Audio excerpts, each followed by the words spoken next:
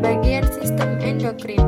Kelenjar hipofise terletak di dasar tengkorak. Bagian dari kelenjar endokrin memiliki fungsi mengatur hormon, terbagi dari dua lobus, lobus anterior dan lobus posterior.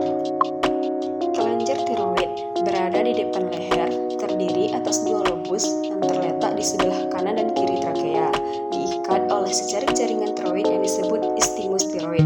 Kelenjar tiroid menghasilkan hormon tiroksin, kalsitorlin, dan triiodopionin, mengatur metabolisme dalam tubuh. Kelenjar paratiroid melekat pada kelenjar tiroid, terbagi dalam 4 kelenjar kecil yang menempel pada tiroid. Hormon yang dihasilkan yaitu parathormon, dengan fungsi mempertahankan kadar kalsium dan fosfor dalam darah, mengatur kadar kalsium dan fosfor. Kelenjar timur setinggi trakea, strukturnya menyerupai modus limfe dan pembentukan antibodaya juga sama. Berfungsi menghasilkan limfosit, yaitu bagian dari sistem kekebalan tubuh. Kelenjar pankreas, organ pipih yang terletak di belakang dan sedikit di bawah lambung dan abdomen. 4 jenis sel penghasil hormon yang teridentifikasi dalam pulau-pulau Langeus tersebut. 1. Sel alfa mensekresi glukagon yang meningkat kadar gula darah. 2. Sel beta mensekresi insulin yang menurunkan kadar gula darah.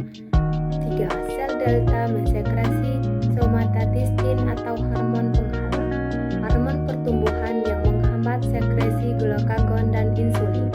4. Sel F mensekresi poletida pankreas, sejenis hormon pencernaan yang dilepas setelah makan.